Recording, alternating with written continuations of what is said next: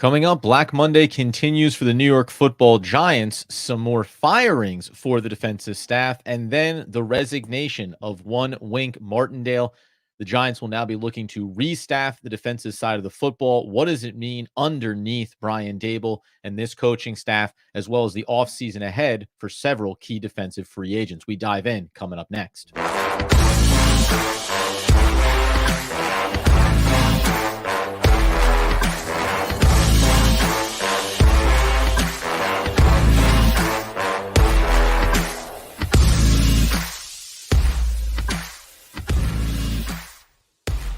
Yes, my friends, it's OGP, the One Giant Podcast, where, of course, I am Adam Armbrecht coming in with a live edition on YouTube, much as we did this morning, because it started with the departure of a special teams coordinator.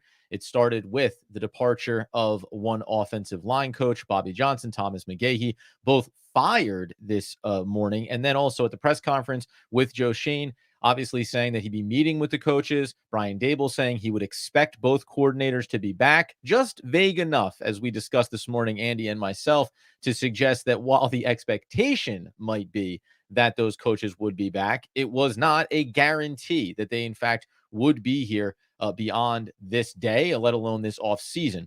So it started here, as reported by Ian Rappaport, started here with this news around Wink Martindale. Sources say Giants and DC Don Wink Martindale have parted ways. Martindale, who interviewed for head coaching positions in the past, could obviously be in line for more opportunities as well. We go a little bit deeper here. Top defensive coordinator officially, and I think it was resignation is the language that they're going to use here.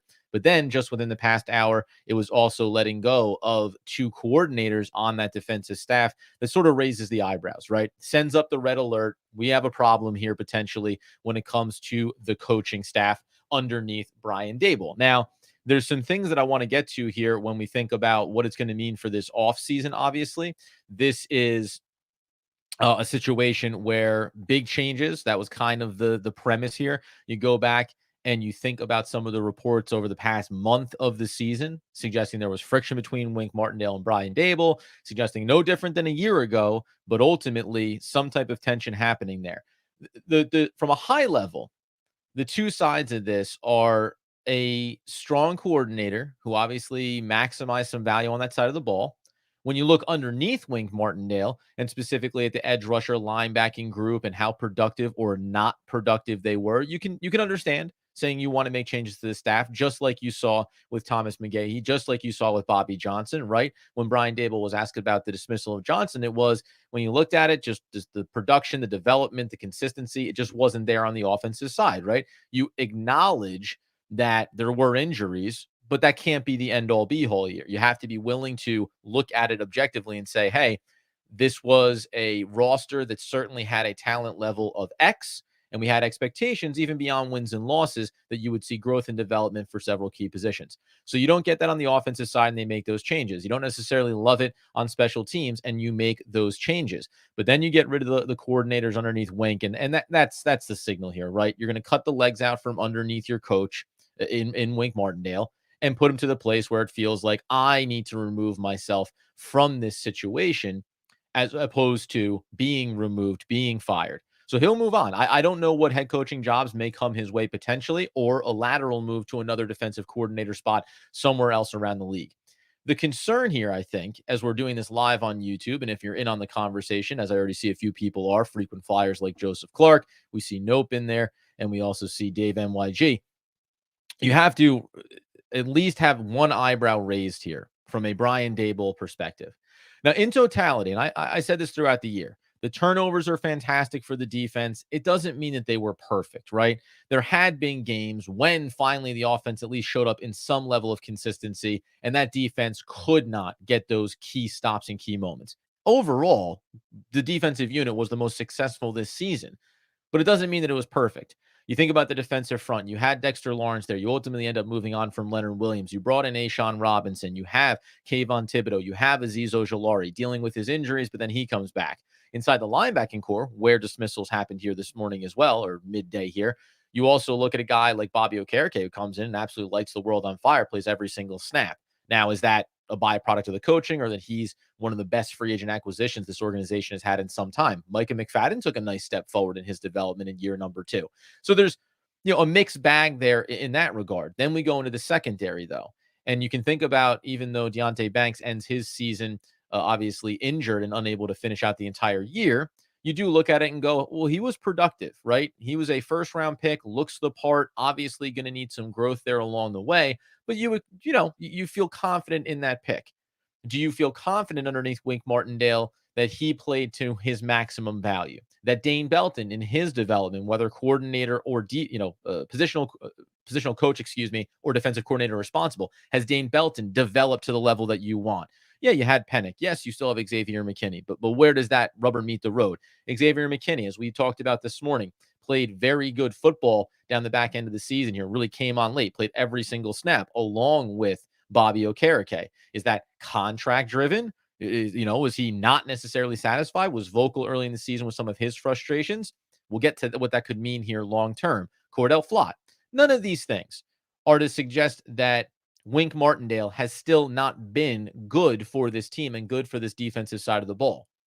But it at least, I think, does create a perspective around expectations and where we ultimately got to.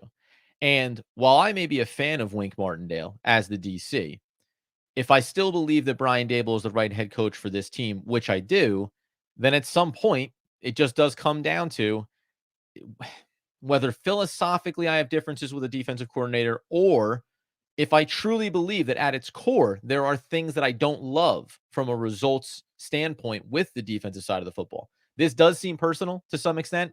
And that's probably the ugly part of this, is that if this decision was made on the idea that I cannot work with this coordinator, that does hit a little bit rough, because Brian Daboll, an offensive minded coach, to some extent could say, hey, as long as the defense is operating and functioning at a high level, I'm satisfied, right? I'm happy with that. And I need to handle on the offensive side of the ball and get this thing clicking. Now, the other side of this would be the timing of when you make these decisions. In my opinion, it's better that you do it now, right? It's better that you make this decision now. So let's just point stop. Wink Martindale is no longer the defensive coordinator of this team, and the defensive side of the ball is going to see significant changes on its coaching staff. Okay. That's the decision that's been made.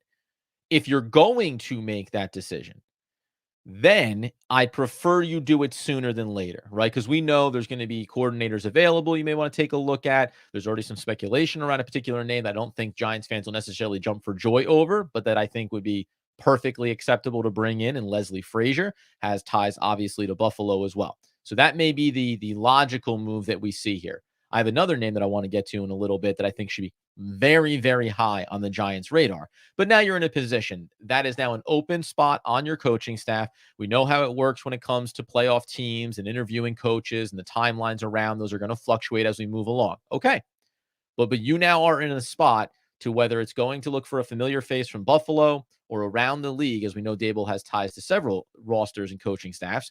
So be it. You are on the front foot of it. You do not want to be, as we've seen in the past with the New York Football Giants, and ending up with a Joe Judge and then a Jason Garrett run offense, and how the defensive coordinators, right? That is a problem for me that you do not want to run into. So being proactive in that regard is incredibly important to me. So again, beyond agreeing or disagreeing with the decision, I like the fact that the decision has been made. It's been made quickly, and now you move on from it, right? Now you say, okay, what is next for us, and how do we go about addressing it? The name that I will mention right now, which was mentioned here in the live chat, so I'll go to it because, yes, you are correct. Shout out to you, sir, Joseph Clark. Of course, why not? Frequent flyer. Antonio Pierce is the name that has to be right at the top of the list for me. He obviously was the interim head coach for the Vegas Raiders. He has gotten votes of confidence from players on both the defensive and offensive side of the ball. But the rumor and speculation right now is that the Raiders may go after a Harbaugh coming off of his final college season, the bowl, the championship potentially, and look to bring him back into the NFL ranks. If they are of the mind that whatever run there was here down the stretch for the Raiders and playing better after getting off Josh McDaniels, they still want to go outside for that hire, then I think you have to look at a guy in Antonio Pierce who will not be high on, I think, head coaching lists. He may get a couple of interviews, but often the case with interims, I think you have to look at those and say, this is your first taste. Now maybe you dial it back, you continue to prove it another year or two, and then you get a head coaching opportunity. I would put him smack at the top from a simple standpoint. You have talent on the roster defensively. He has now proven himself over his tenure going back to the college ranks and then coming to the pros. And he at least showed that it wasn't too big for him stepping into that head coaching role, right? So the management there is certainly possible. And then on top of which, I like the fact that if we're going to talk about having talent on the roster and bringing in a motivator, which is a big part of what Antonio Pierce's personality seems to be as a coach, that's what you want. Let me get every ounce out of the roster that we have and the talent that we have and some young players that we're going to bring in. I like the idea of Antonio Pierce coaching a Kayvon Thibodeau, right? Understanding that he can trust, relate to, and have expectations for, oh my goodness, the guy that's wearing his jersey number right now. 58 in Bobby Okereke, right? So these are things that I would certainly be a proponent of. And then you move on from there and you talk about a lot of other names that are potentially going to come up here. And Cy Guy Rye, I'll go ahead and yes. Ooh, not quite on a guy like, I won't even say his name. Let's leave it out there though, right? But yes, Antonio Pierce, is certainly a name that I would have up on my list here if it's not going to be a veteran experienced coach that Brian Daboll has some ties to. So that's all factors that could come into play here, obviously, along the way. Reiterating, as we're doing our live here, and we'll stick around until a little bit after 4 o'clock. We were kind of testing the waters on what was the timing going to be when it made sense to try to get on here for this coverage, maybe even ahead of the decision. But we didn't get a chance to. It happened so fast that before you knew it, the call had been made and Wink Martindale was in fact resigned, released, parted ways, all of those things. He's no longer going to be a part of the New York Football Giants coaching staff. The other thing for me here, you know, some of these things, some of these things you say are you want the organization, you want Joe Shane to be thoughtful around these things. You want to say, hey, let's make sure you do have the exit meetings, you have those discussions. But I find it a little bit hard pressed here to not assume, and we actually said this morning when it came to the firings of Thomas McGahee, when it came to the firing of Bobby Johnson. I find it hard to believe that Joe Shane and Brian Daboll privately throughout this season hadn't maybe already had discussions or conversations just around the way Daboll was feeling about Wink Martindale and about the future. Does that mean that you need to come right out this morning and say we're letting go of Wink Martindale? Of course not. But it does feel slightly disingenuous to sit and have the meeting, say, "Oh, I expect him to be here, but I haven't talked to him yet." And maybe you get into that room, and this is the other side of it. We're talking about Brian Daboll and what it means from a head coaching perspective, a GM perspective. There is the other side of it where when you get into these interviews, Wink Martindale basically says, like, hey, listen, I know that I said I would be here publicly and I expect to be back. I don't want to be back. We fundamentally disagree with one another. Whether it ends up being that there's a head coaching opportunity out there for me or that I go take a lateral move to another DC position, this is not working for me. And these are the only ways that it can work. I want X, Y, and Z. I basically want to run the defense and I don't want to hear from you on a week to week basis. If that's the premise that gets set here, you understand why Brian Daboll is going to say, sorry, I do need to move on from you then, right? Because I am the head coach and I need to be able to, whether or not you agree with me, look over sometimes and say, hey, this is my expectation here right now, right? This is my expectation on down and distance, situational football, what I need to see at the end of halves from the defense, why we may choose to be more aggressive on the offensive side of the ball because of this, right? Who knows? We don't know that Wink Martindale and his blitzing style scheme wasn't something that, by the way, got pressure sometimes, didn't always get home in terms of success rates on blitzing. The defense had a lot of production from a turnover standpoint in the back half of the season. But maybe fundamentally, Brian Daboll was not in love with over sending pressure and maybe saying, hey, we don't necessarily get home all the time. Let's be a little bit more prudent about this and let's try to play some preventative, right? Some preventative measures here on the defensive side of the ball. Yes. I said here, I'm framing it this way. He resigned from the Giants. That is the official statement. Fired, resigned, parted ways. Again, the behind the closed doors conversations, Robert Mead, as you jump in on the conversation, we welcome you into it.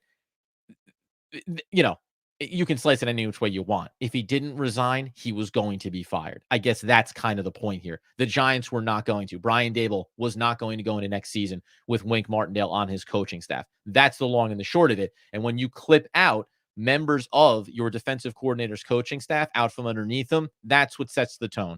Going into your meeting, okay, just so you know, we let your linebacker coach go. Let's talk about what you have planned here for next year. The plan is I want my guys on my staff. Sorry, that's not going to be a part of this. And then the wheels start to go in motion. So you think about saving a little bit of saving face for Wink Martindale. I'm choosing to leave. I'm not being fired. The Giants don't have to fire him. And on down the line we go.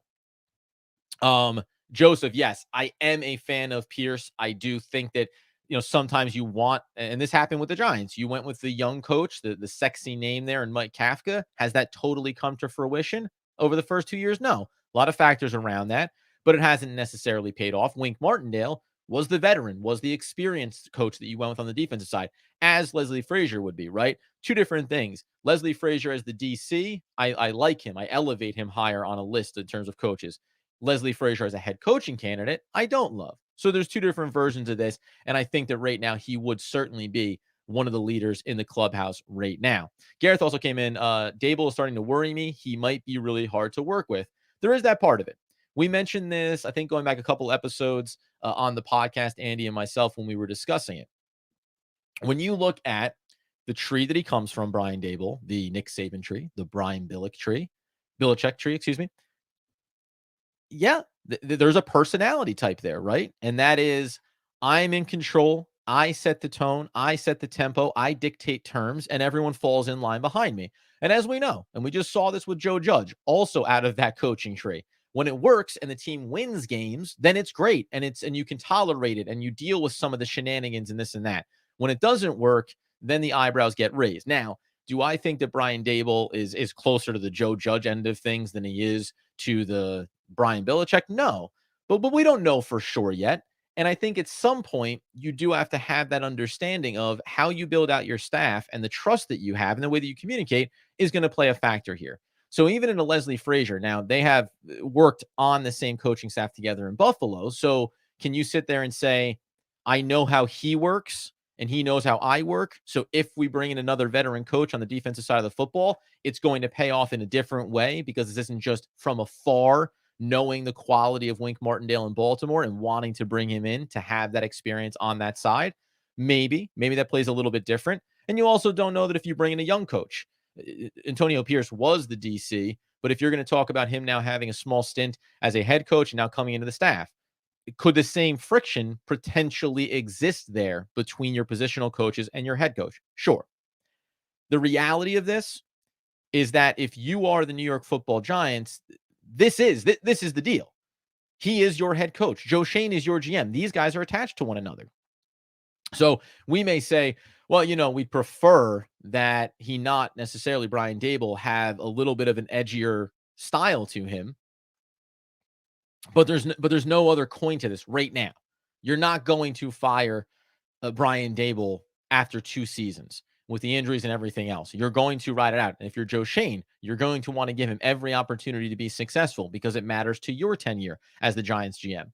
Could Brian Daboll not survive the entirety of his contract and Joe Schoen still remain the GM? Yes, I believe that's entirely possible, right? Because GMs just have a longer shelf life than head coaches do.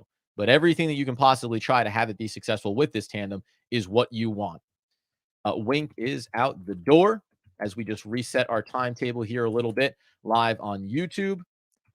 And obviously think about what it has meant for this team overall coming out of this season. Welcoming everybody over on the live as well. Greeny Green, thank you for coming out here to join in with us. I mentioned Cy Guy Bry was in. He's okay with AP. You'll like that. And then we also have coming in here at the end, devastated by the Wink news, but isn't odd he was let go from Baltimore the same way? Well, it's a little bit different here too, right? If we're going to talk about Wink Martindale's tenure with Baltimore, that was a very long run that he had. And as with head coaches, coordinators, and on down the line, at some point, the voices do start to fall a little bit on deaf ears inside of the organization. So that's about that defense that also suffered injuries and started to wane from some of its top rankings. Now, you could look at those situations in the final season or two for Wink in Baltimore and say, because he lost cornerbacks and was basically playing, I think, by his last season as DC, you were talking about fourth and fifth string guys starting on the outside. That's hard for his system, but you want to switch it up and change it. We're only talking about 2 years into the 10-year for Wink Martindale before he's out the door. Now, as we mentioned, as welcome, and also Richard and Shelton here. This is interesting. And the last part that I wanted to get to here as we talk about Wink Martindale resigning from the New York Football Giants. And now this defensive coaching staff is wide open as potentially more firings will, of course, be heard about. Some guys maybe will make it through once you have an opportunity to see who gets brought in, right? Leslie Frazier, he may know some coaches on this staff. He may keep some guys around, or he may make some of his own decisions, or any coordinator that's going to come in. However, the other interesting one is, and we talked about this morning, will players like McKinney, as Shelton mentions here, want to stay here now? I don't know 100% if McKinney would want to stay here or not. He's coming up on a contract, obviously, an opportunity for him to go get paid. Franchise tag wise, not palatable to keep around a safety at north of 17 million on the tag, so that's not viable. What is the number the Giants would bring in McKinney back on a contract? Is 12, 13, 14, 15 million too rich for him? And then just to your point, if Wink Martindale is going somewhere else and there is a strong connection there, would Wink Martindale say, hey, as you know, having that safety in my system, it really matters. And Xavier McKinney is that guy. I'm going to follow him there. There's other lower level guys like a Jihad Ward. He's also going to be up here. He followed Wink from Baltimore to New York. So you expect him probably to go there. That's a veteran player. You're not overly worried about that per se. But you do have to think about it. You do have to think about what is going to happen next year for the New York Football Giants from a free agency standpoint. The nice side, whether or not Bobby Okereke was a fan of Wink Martindale, you have him under contract, right? So you don't have to worry about Bobby Okereke. If this was, a 1-year deal that they signed him to because they needed to get a guy in the linebacker room and he started to have a connection with Wink, that could be more concerning or more alarming. So you're keeping some guys in here, right? Micah McFadden, young, he's coming into his own here. He'll be into year number 3. Bobby Okereke being year number 2. Big difference, too, for Xavier McKinney relative to last year to this year. Remember, they had thrown the green dot onto his helmet a bit last season, and communication, defense, there was some breakdowns there on a game-to-game, down-to-down scenario. This year, getting Bobby in charge of it and having the linebacker be your voice and the vocal leader, that mattered. And it certainly helped. The team played more consistently. So pre-snap, getting guys in the right spots, you needed that. So I think that plays a role here too, just from a Giants high level, from the Giants wanting to bring back McKinney, what that number would look like and where the value lies. Bringing in a guy like Bobby Okereke in the offseason kind of reset the hierarchy of leadership on the defensive side of the ball. So you expect that to be the case, right? You have to look at that. Think about Dexter Lawrence being there as well. He's your anchor up front. You know that you have Deonte Banks now on the outside. So there's a lot of other leaders. And then even Pinnock to that extent, right? He goes down with an injury at the end of this year, but he very much felt like a leader inside of this defensive locker room too. I'm not even being discouraging or disparaging towards Xavier McKinney. From where he started the season to where he finished, it was excellent, right? Excellent turnaround for him coming into this year. But there is just a reality to the pieces you need on the defensive side of the ball, and then also where you allocate funds, right? The Giants can make certain decisions this offseason and clear more cap space potentially, but if they're going to be living around just ballparking $40 million in cap space, we talked about this as well. Well, if I'm going to tag Saquon Barkley again, maybe in the short term, and I'm not saying I would advocate for or against that right now, but if you're going to do that, you're talking about 12.5 million. So a third, a little bit less of your salary cap occupied there. You want to bring back Xavier McKinney at 13, 14, 15 million. All of a sudden you turn around and 60 to 70% of your available cap space has been occupied by a franchise tag and by returning your safety. And when you have guys on the roster like Pinnock, like Dane Belton, it's a little bit harder to make those types of decisions. Let's see here. Let's go Giants. Hey, listen, I misclicked here, but that's not okay because this is good. Let's go Giants. Let's try to stay positive as you expected some changes to be coming for the New York Football Giants here as they work their way through. Thomas mentions here in the live chat, this sucks. Wink deserves better. I think at a minimum, what you are probably at least concerned about here, and it does tie to Wink. I mean, he didn't do anything to deserve to be fired, right? Or deserve to be pushed into a resignation.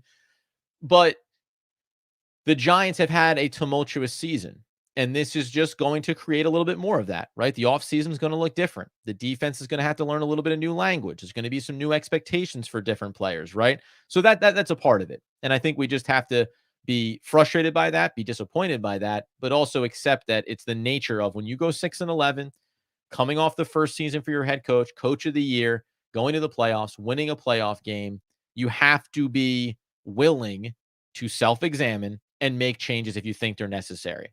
And so it'll be interesting to see how this offseason unfolds for the Giants and ultimately who comes in, right? Is it the aforementioned Leslie Frazier? Does Antonio Pierce get a look here? And how wide does it go? Because we'll get into it over the next handful of episodes in this week.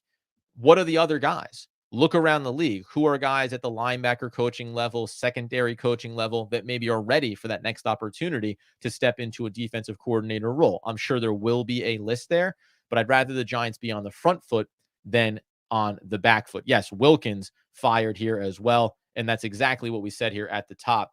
When you think about the timeline of this, let your special teams coordinator go, you let your offensive line coach go. Those things happen early at the press conference today. And then you kind of allude to it. We're going to meet with coordinators, expect them to be back, but I haven't talked to them yet. And then in between that, it's you start to see some other coach staff members on the defensive side be let go. And that's where the writing feels like it's on the wall for the New York Football Giants and Wink Martindale in that relationship.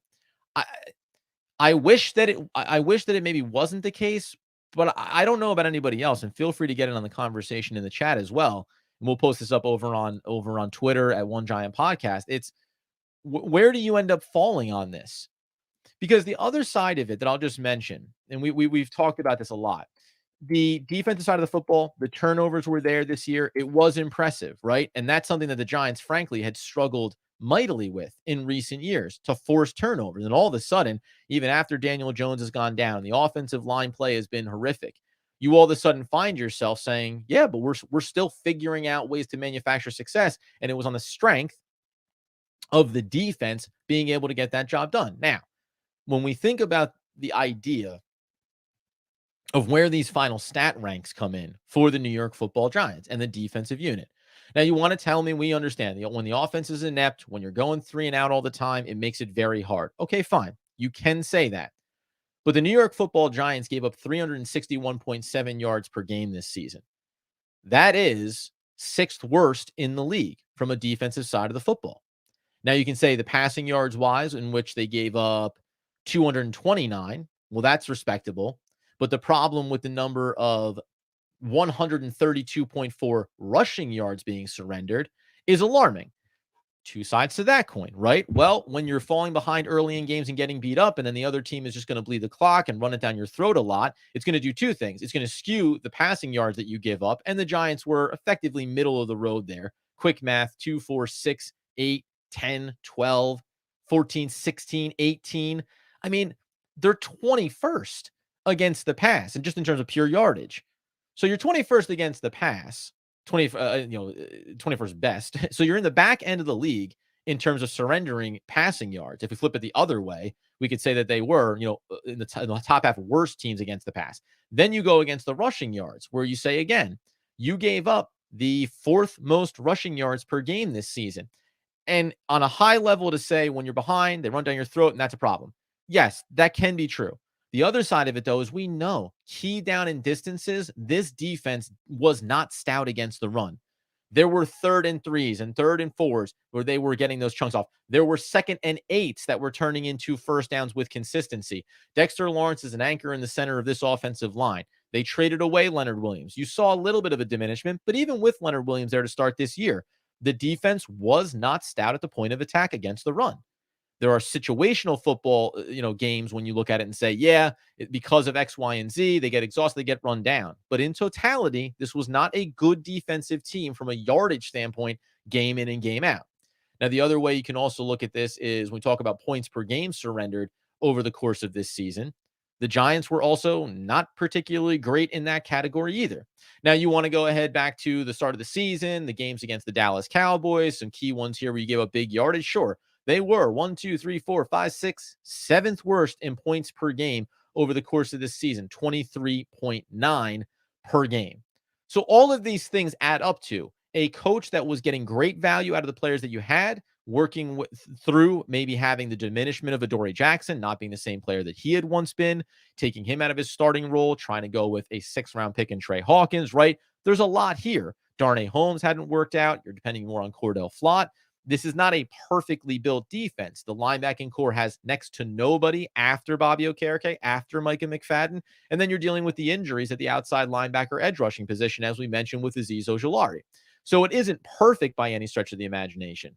But you did give up 31 points in week 2 against the Arizona Cardinals. You did give up 24 to the Seahawks, 31 to the Dolphins, a high-powered team, certainly. You lost some tight games that could have been wins against the Buffalo Bills, 14-9. You won a game against the Commanders, 14-7. There are some nice wins in there, but remember, you also got your butt handed to you by the Las Vegas Raiders, 30-6 against Antonio Pierce, as we talked about him before. There's just a lot of games on this docket, even when you look away from the offensive side and some of that dysfunction, where you'd say there's still not really an excuse for some of the games and some of the alarming stats that you see there. So it's not to totally dumpster and say losing Wink Martindale, not a big deal. It is a big deal. There's stability, there's consistency there, and there's certainly talent there. And we saw that coming in the form of turnovers, especially in the back half of this season. But as Cy Guy Rye says, welcome back, Fred Boy. Just shout out in here inside of the Fred T Boy, I should say, inside of the chat here, and also talking about. I really thought our run D would be better. Yeah, and that's just drilling the point home here, Cy. We thought that too, right? In a lot of ways, we thought about this season as being, well, the Giants will come in. You have these weapons. Can Azeez Ojulari be healthy? You brought in Bobby Okereke. You end up losing Darian Beavers, who I thought was going to come back from the injury, never able to get himself onto the field. There's nobody else, though. There really wasn't a lot inside of that linebacker core. And then you say, okay, now the expectations around the safeties and around the secondary and coming down and helping with that. Xavier McKinney is an athlete, and he can do a lot of different things for you, but he's not exactly a thumper, right? He's not going to be a guy that gets down in the box and bruises against the run. So it's not a perfectly balanced defensive roster. So it never really totally came to fruition here. New coaching personnel, some player personnel, should be a fun year next year. Oof.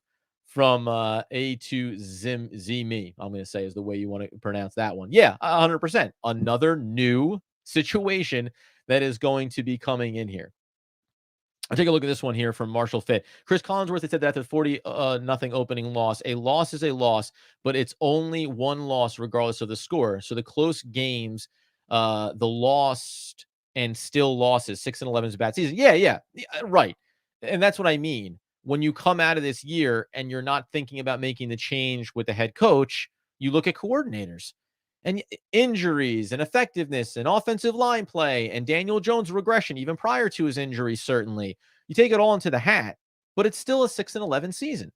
And I said this, by the way, when we had talked about the Giants, and some people had said, right, before you end up going on that bit of a winning streak with the Commanders, the Patriots, the Packers, as you get through those games before you lose 3 in a row against the Saints, Eagles, and Rams, everyone often looked back to, well, the Bills, if only for that Bills game, if only in the Jets game, this one play, that one play.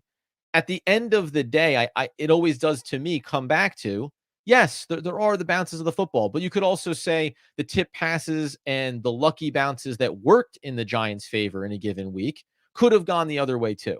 So I tend to go on the side of most things were destined to play out that they were the way that they did. And in the end, while if this team had gone 8-9 instead of 6-11, I'm not wholly sure, especially specifically with Wink Martindale, if this wasn't going to happen no matter what. Now, again, winning cures a lot of ills, right? You didn't really hear a ton about this last year when they were going to the playoffs and winning a playoff game. But I don't know if this was a tenable situation. And remember, backtrack to last offseason when Wink Martindale was getting head coaching interviews.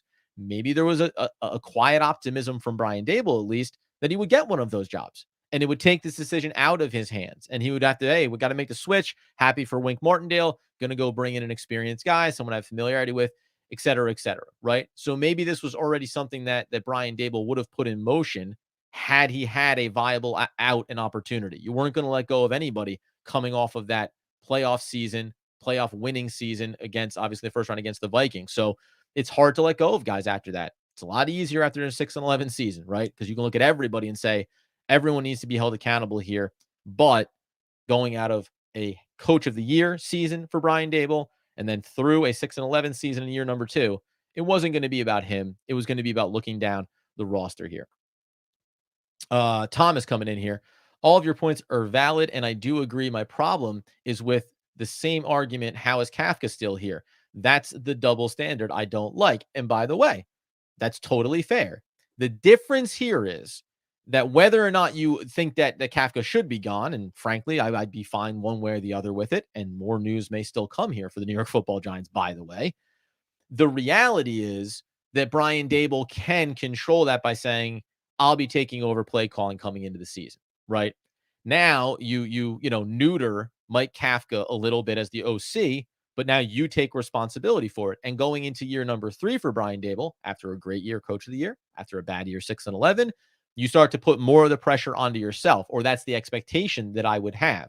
Now, maybe you get through this offseason. You think about the emergence of Wan'Dale Robinson late this year, Jalen Hyatt continuing to get acclimated, right? What are you going to do in the free agency? What are you going to do in the draft?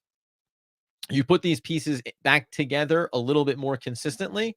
There were moments this year when the offense flashed some opportunity.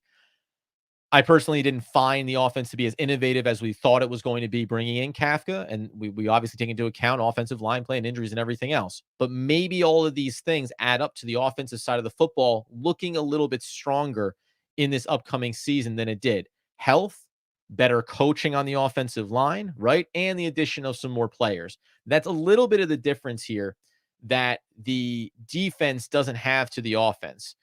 The defense didn't suffer the same level of injuries that the offense did, right? Like you have Andrew Thomas goes down. Now Neil struggled, but he also goes down. You have interior offensive linemen in and out of the roster here. You're picking up Justin Pugh off the street. You're bringing back Tyree Phillips from the practice squad off the Eagles to get him back in the building. Daniel Jones goes down. Tyrod Taylor goes down. You're playing with, Tommy DeVito at a certain point here. And then even inside the wide receiver core extended, you also go and make the move, which we'll talk about this offseason too, to get Darren Waller, obviously, for the 3rd-round pick. But he comes in, and then he's productive, but also has injuries, and that's kind of followed a bit of his career too. So there's a lot there. And then, by the way, the season starts with Wan'Dale Robinson coming back off of his injury from a year ago. You don't know what's going to happen with Sterling Shepard. We're going to talk more in depth about the decision to sign Paris Campbell in the offseason, to not retain a player like Jamison Crowder for the special teams value. So there's a lot of offensive-based things here that I actually think we can have a discussion about in a little bit of a different way than defensively. There are some things like the regression of Adoree Jackson that you can look at and say, well, that's out of your control in the way of just quality of player that you have on the field for you, right?